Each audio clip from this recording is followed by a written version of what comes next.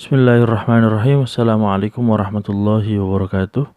Berjumpa kembali bersama Ahmadi Fathur Rahman Terdiri pada pertemuan kedua mata kuliah tafsir ayat-ayat HES. Pada pertemuan kedua ini kita akan berbicara tentang ayat-ayat yang berkaitan dengan harta benda, uang, dan pemilikan atas kekayaan. Judul ini spesifik namun pembahasannya nanti agak mungkin melebar atau bagaimana, kita lihat saja. Baik, kita mulai. Nah, sebelum dimulai, mata kuliah tafsir ayat-ayat di sini pada intinya membungkus tindakan ekonomis kita, transaksi ekonomi, jual beli dan seterusnya itu sereligius mungkin. Caranya adalah dengan membungkus topik-topik ini dengan dalil-dalil keagamaan, khususnya Al-Quran. Ya, karena kita mata kuliahnya mata kuliah tafsir. Tapi dengan begitu tindakan ekonomi kita tidak terkurangi sedikit pun, karena pada dasarnya sekali lagi Quran itu substansi, bukan terletak pada bagaimana real, bukan real, harfiahnya bukan. Ada kalanya sama, ada kalanya agak sedikit berbeda, tapi pada intinya nilai-nilai keislaman ini menjadikan kita, atau nilai Quran ini menjadikan kita lebih aware, lebih waspada, lebih, kalau bahasa sufinya itu wirai, hati-hati dalam tindakan kita sehingga tidak menimbulkan kegaduhan atau mungkin barangkali dalam tanda kutip ya dosa yang berkelanjutan gitu loh. Pahala ada, tapi dosa juga mungkin ada, karena dalam satu hadis dikatakan man sanna fil islami sunnatan sayyi'atan falahu wizruha wa wizru man amila biha ba'dahu. Sebaliknya, man sanna fil islami sunnatan hasanatan falahu ajruha wa ajru man amila biha ba'dahu. Jadi baik yang melaksanakan kebaikan maupun keburukan, kalau itu sampai diwarisi oleh orang lain, ditiru begitu, dosa dan pahalanya berlaku berkelanjutan gitu loh. Jadi hati-hati. Karena ini ada temanya, maka salah satu langkah kita dalam membahas tema tertentu ini ya dengan tafsir tematik. Nah, bedanya kalau secara mendasar tafsir tematik ini istilahnya muncul dari Al-Qur'an, karena tafsir tematik itu secara dasar itu dari Al-Qur'an teman-temannya. Misalnya kayak kafir, riba, itu kan istilah-istilah yang ada di dalam Al-Qur'an. Mukmin misalnya. Tapi ada juga berasal dari mufasirnya atau orang-orang yang membahasnya. Misalnya seperti pertemuan kali ini, harta benda, uang, dan kepemilikan atas kekayaan. Itu kan sesuatu yang tidak ada di dalam Al-Quran. Nah, tafsir tematik ini salah satu langkah mendasarnya adalah memunculkan kata kunci. Kata kunci. Ya tentu kata kunci ini muncul tidak sembarangan. Minimal mewakili, minimal mirip, tidak selalu sama tapi mewakili. Nah, orang-orang yang peka bahasa Arab, peka studi Islam barangkali akan lebih mudah melakukan pemilihan kata kunci dibanding mereka yang awam yang tahu Al-Quran saja dari terjemahan misalnya. Nah, ada beberapa kata kunci yang saya ambil dari Al-Quran, misalnya kata kasab, kasbun itu artinya perolehan. Lalu yang kedua mal, berarti harta. Lalu yang ketiga frasa, ja'alalakum. Ja'alalakum itu menjadikan bagimu. Jadi Allah itu membuat sesuatu untuk manusia. Oke. Jadi ada 3, kasbun, malun, sama ja'alalakum. Baik, kita mulai yang pertama, kasbun. Saya mengambil ini 3 ayat dari Al-Quran. Kita bahas yang pertama, Quran surat An-Nisa. Ayat 111 sampai 112. Wa may yaksib itsman fa inna ma yaksibu 'ala nafsihi wa kana Allahu 'aliman hakima. Wa may yaksib khati'atan aw itsman thumma yarmi bihi bari'an faqad ihtamala buhtana wa itsman mubina. Yang terjemahan bebasnya itu, kalau kita berbuat keliru ya kita menanggung sendiri. Kalau sampai kita melempar kesalahan kita kepada orang lain, maka kita telah memikul suatu kebohongan dan dosa. Artinya kita mendapatkan apa yang kita usahakan. Ya kayak di surat Az-Zalzalah itulah, famay ya'mal mithqala dzarratin khairan yarah wa may ya'mal mithqala dzarratin syarran yarah. Jadi sekecil apapun, sebiji dzarrah pun, kita tetap akan mendapatkan balasan kebaikan sekaligus balasan keburukan kita. Jadi ya tolong itu diperhatikan. Nah, bayangkan kita, jadi kan ini kan tadi kan yang surat An-Nisa ini kan tentang dosa ya. Ini juga berlaku untuk pahala, jadi yang berpahala. Misalnya lana a'maluna walakum a'malukum. Jadi kita mendapatkan apa yang kita usahakan, usahaku, usahamu gitu loh. Lalu juga ada man amila sholihan falinafsihi wa man asa'a fa'alaiha. Barang siapa yang berbuat baik, maka kebaikan itu baginya. Barang siapa yang berbuat buruk, maka keburukan itu juga baginya. Somehow itu karma akan terjadi. Menurut ayat tadi yang saya bacakan potongannya. Nah, intinya adalah apa yang kita usahakan itu Allah sebenarnya tanpa kita tahu, tanpa kita mau peduli gitu ya, mencatat semuanya dan membalas semuanya. Maka jadilah manusia yang apa ya, mawas diri. Tidak ada yang tidak terpantau oleh Allah Subhanahu wa taala di kehidupan kita yang naif ini, yang sebentar ini nggak lama kan, 60 tahun, 70 tahun, 80 tahun. Baik, yang kedua tentang kasbun lagi, perolehan. Quran surat Ibrahim ayat 51. Liyajziyallahu kullu nafsin ma kasabat innallaha sari'ul hisab. Allah akan membalas setiap yang manusia usahakan. Allah maha cepat perhitungannya. Jadi apa yang menjadi proses kehidupan manusia, Allah itu nggak luput. Apalagi penghitungannya. Penghitungan itu kan cuma sampel di akhir. Coba bayangkan proses kehidupan kita. Yang setiap hari bangun tidur itu semuanya ada Allah di situ gitu loh. Oke lah, kita manusia modern yang percaya bahwa kalau kita olahraga kita sehat. Tapi pada dasarnya tubuh bekerja metabolistik secara maksimal itu, di balik itu ada Tuhan gitu loh. Petani mungkin menanam padi, ya kan? Tapi siapa coba yang membuat padi itu dari bulir paling kecil menjadi bulir yang paling besar? Nggak mungkin petaninya kan? Ya kalau kita mau lebih jujur, lebih ekstrim lagi, misalnya mengatakan bahwa Tuhan sibuk lah, Tuhan hanya menciptakan skema atau aktivitasnya. Jadi manusia menjalankan pilihan-pilihannya, lalu konsekuensi itu terjadi begitu saja karena Tuhan telah menciptakannya. Ya monggo. Tapi yang pasti ada Tuhan di sana. Logikanya monggo lah. Tapi yang pasti tidak bisa dipungkiri bahwa hitung-hitungan kehidupan itu Tuhan juga menentukan. Nanti di ayat-ayat lain akan terbahas. Selanjutnya, al-yawma tujza kullu nafsin bima kasabat la dzulmal yaum innallaha sari'ul hisab. Hari yaumul azifah atau hari kiamat, Allah akan membalas setiap yang manusia kerjakan. La dzulmal yaum. Ini menarik nih. Tidak ada yang dizolimi. Innallaha sari'ul hisab. Allah maha cepat perhitungannya. Jadi kata-kata tidak dizolimi ini menurut saya menjadi kunci. Nanti akan dibahas di tempat lain tentang riba. Ada kata-kata zulum juga. Jadi zulum ini adalah kan, az-zulmu itu kalau dalam bahasa Arab definisinya adalah wadu'u syai'i fi ghairi mahallihi, menempatkan sesuatu tidak pada tempatnya. Jadi kita sudah berbuat baik misalnya, lalu tidak ada balasan baiknya misalnya, itu mustahil terjadi karena Allah sendiri mengatakan la dzulmal yaum, tidak ada yang dizalimi. Mungkin di dunia kita usaha gagal terus, kayak nggak ada jejaknya.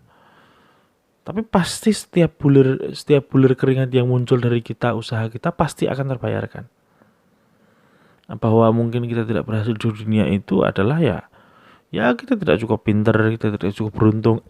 Kebetulan ada orang yang lebih pintar daripada kita yang mendapatkan kesempatan itu misalnya. Itu kan kasus-kasus yang parsial, yang tidak menjadi inti. Tapi pada intinya adalah tidak ada yang dizalimi. Nah, maka saya percaya apapun yang saya lakukan pasti akan ada balasannya. Maka saya nggak minat tuh berbuat curang dalam hidup saya.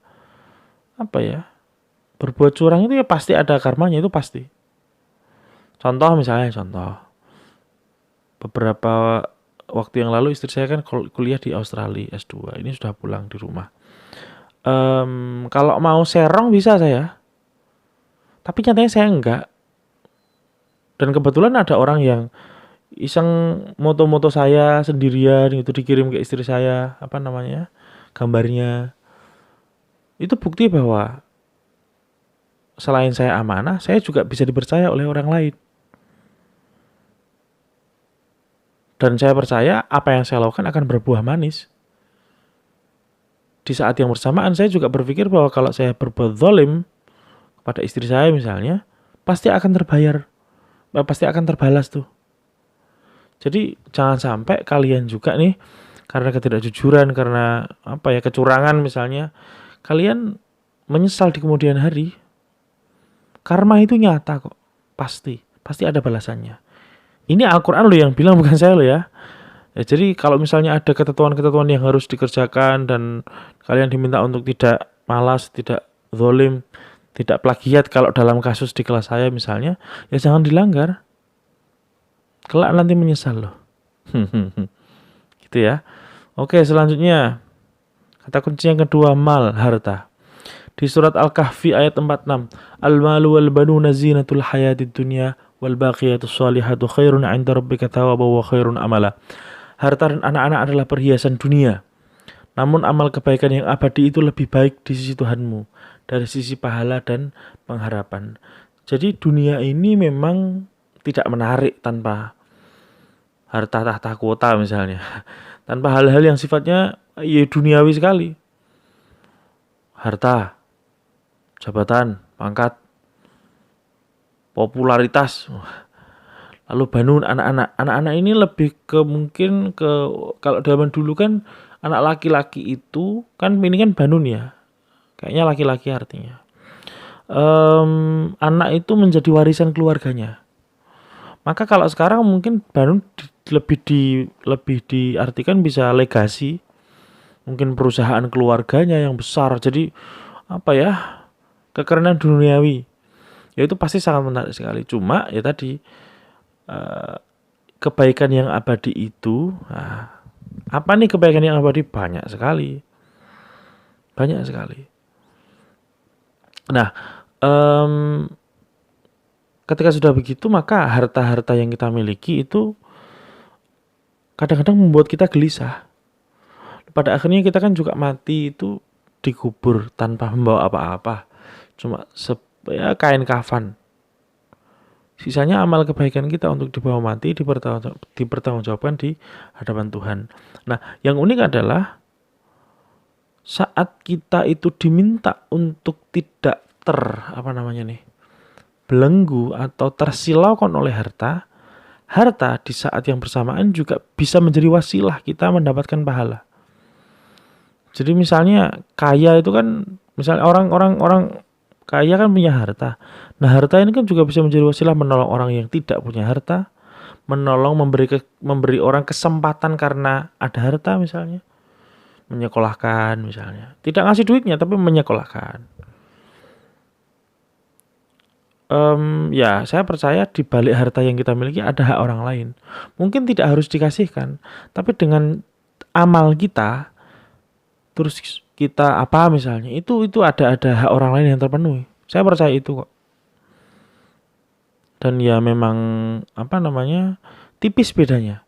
Jadi ketika ada peringatan penting di surat Ali Imran surat Al-Baqarah juz 3 halaman 3 itu di bagian akhir. La tubtilu shadaqatikum bil manni wal adha kalladzi yunfiqu malahu ria'an nasi wa la yu'minu billahi wal yawmil akhir famathaluhu kamathali safarin 'alaihi turabun fa asabahu wabilun fatarakahu salda.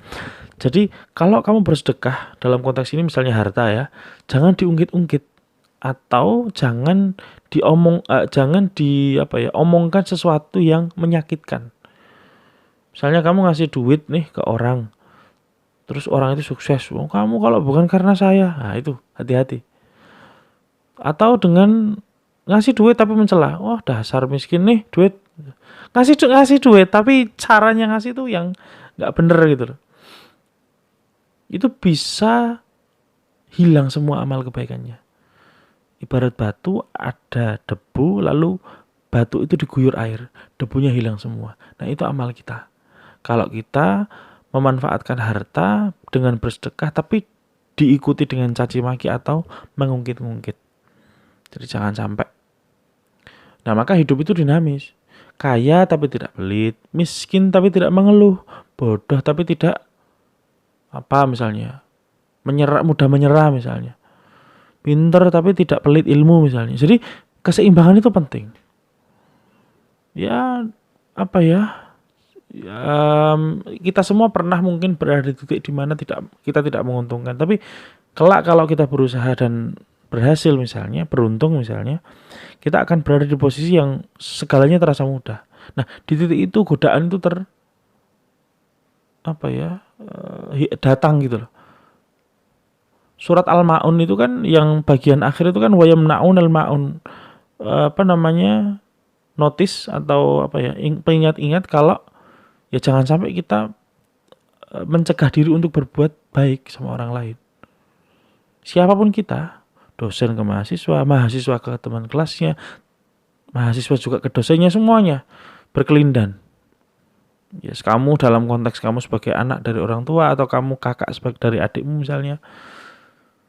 Nah, jadi apa-apa yang kita banggakan itu tidak akan abadi, apalagi cuma harta. Nah, yang abadi adalah kebaikan yang abadi. Yes, dipikir sendirilah kebaikan apa. Kebaikan itu kontekstual ya. Kalian dengan siapa, apa yang dilakukan itu satu sama lain pasti akan berbeda. Selanjutnya, Asy-Syu'ara ayat 88, yauma la yanfa'u malu wala banun. Hari di mana ketika harta dan anak-anak tidak berguna. Loh, harta tidak berguna. Kapan itu? Ya ketika kita dibangkitkan dari kubur. Ini kisah Ibrahim yang memohon kepada orang tuanya agar diampuni dosanya. Dan beliau juga meminta untuk tidak dihinakan ketika dibangkitkan dari kubur. Saat hari di mana harta dan anak-anak tidak berguna. Anak-anak ini konteksnya ke itu loh, di bunyi hadis yang idza mata ibnu adam in qata'a amaluhu illa min thalath, shadaqatun jariyah aw ilmin yuntafa' bih aw amalin shalihin yad'u lah. Jadi awalatin sholihin yad'u lah. Jadi ada anak yang soleh yang mendoakan orang tuanya. Ya itu kalau misalnya orang tuanya baru meninggal anaknya masih hidup nggak apa-apa. Lah ini sudah zaman kiamat kok. Anaknya sudah tidak lagi berguna, tidak lagi bisa mendoakan bagi orang tuanya yang sudah meninggal. Jadi jangan sampai menyesali. Harta itu wasilah. Harta itu bukan tujuan.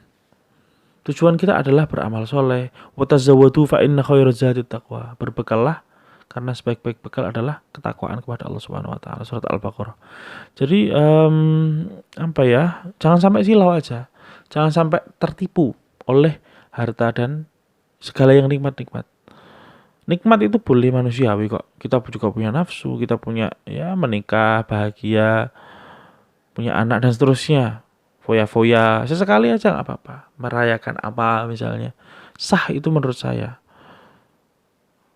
Tapi jangan sampai substansinya hilang. Substansinya apa ya? Mungkin kalau sedang foya-foya itu jeda dari kecapean hidup. Buat saya itu sah. Sepaneng itu ya pusing lah. Manusia kok sepaneng gitu. Ibadah terus ya enggak lah. Ibadah itu wasilah. Beramal soleh itu juga ibadah. Kita belajar nih jenengan dengerin materi ini juga ibadah. Kalau diniati ibadah.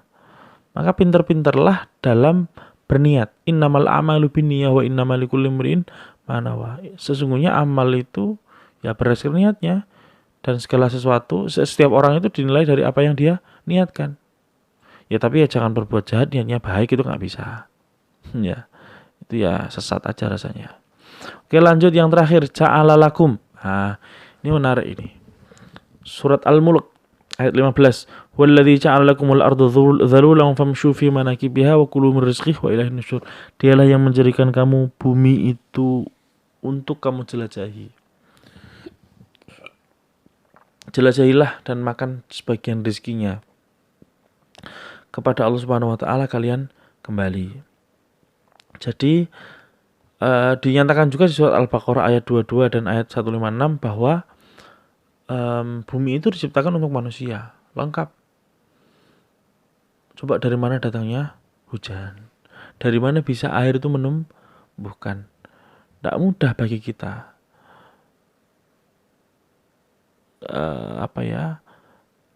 Sehebat-hebatnya penelitian orang, sehebat-hebatnya teknologi orang untuk bikin kayak kehidupan sekelas inilah, teknologi cicak itulah, nempel di tembok itulah, di hard surface. Jadi bagian tubuh menempel itu pakai alat itu juga sulit, tidak mudah.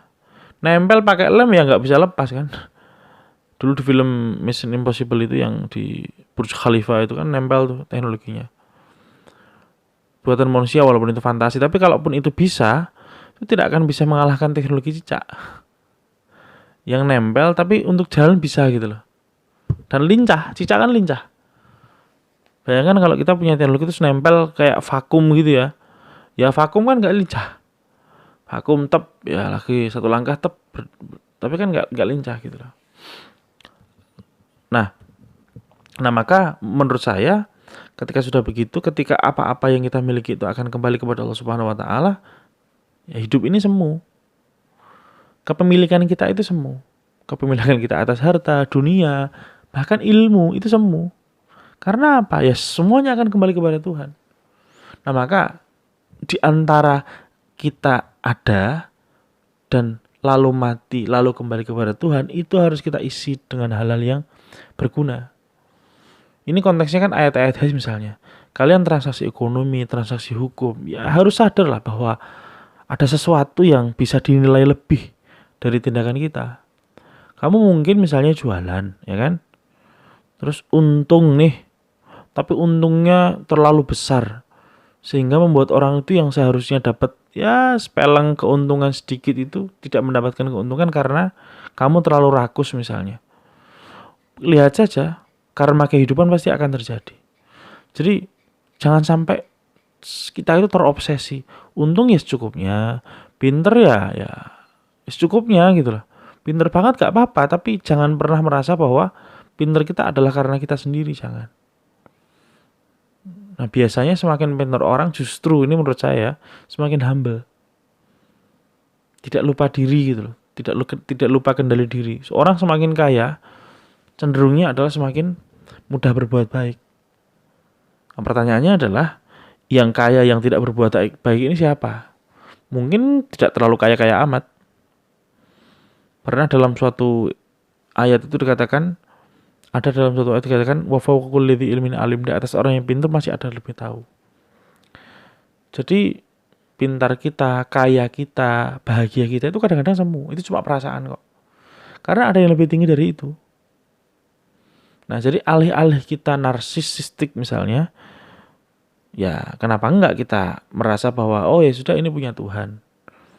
Kemudahan ini, kenyamanan ini, privilege ini. Tidak semua orang bisa kuliah loh, kalian bisa kuliah, ya kan? Tidak semua orang juga bisa jadi dosen kayak saya. Nah saya mensyukurinya, ya ya kebahagiaan aja. Itulah kenapa saya selalu menyukai proses kuliah ini karena ya saya mensyukurinya. Selanjutnya Quran surat Az-Zukhruf ayat 12, walladzi khalaqal azwaja kullaha wa ja'ala lakum minal fulki wal an'ami ma tarkabun, yang menciptakan semua berpasang-pasangan dan menjadikan kapal untukmu dan hewan ternak yang kamu tunggangi. Jadi jangan terus lantas dipikir Tuhan menciptakan kapal, tidak. Tuhan menciptakan material-material bagi manusia untuk bisa bikin kapal. Hewan-hewan ternak. Mungkin kita peternaknya, tapi siapa yang bisa membesarkan hewan ternak yang semula kecil baru lahir terus bisa jadi besar gitu? Kan Tuhan. Wasilah biologisnya kan Tuhan. Kita wasilahnya ngasih makan. Yang membuat rumput yang dimakan itu jadi energi kan Tuhan, bukan kita. Yang satunya lagi, khalaqal azwaja kullaha. Tuhan menciptakan semua berpasang-pasangan. Jadi kalau teman-teman merasa gelisah karena nggak punya pasangan, ya berdoalah kepada Tuhan, karena Tuhan yang menciptakan kita berpasang-pasangan. Dan pasangan-pasangan ini apa namanya, rasa-rasanya kok takdir ya, jadi sudah default gitu loh. Kita semua punya pasangan. Nah, kadang-kadang mungkin kita terlalu ego. Oke, artinya saya mau bilang bahwa Tuhan itu sebenarnya sudah menyediakan banyak hal kepada kita gitu loh. Tinggal kita bagaimananya, membagaimanakan kehidupan yang sudah ada ini. Selanjutnya, Quran surat Al-Furqan ayat 47. Wa huwal ladzi ja'ala lakumul laila libasa wan nauma subata wa ja'ala an-nahara nusyura. Tuhan menjadikan untukmu malam sebagai pakaian, tidur untuk istirahat, dan siang untuk bangkit atau berusaha bekerja. Jadi Tuhan itu menyiapkan kita waktu juga. Waktu yang tepat. Ya insomnianya kita itu kalau memang apa namanya, malam itu lebih baik daripada siang untuk tidur. Saya misalnya orangnya yang begadang malam, suka begadang malam, jarang tidur malam. Ya, entah namanya insomnia atau bukan, sampai-sampai saya harus beli teh yang khusus untuk tidur, namanya teh chamomile kalau nggak salah, ya chamomile. Ya, akhirnya tidur.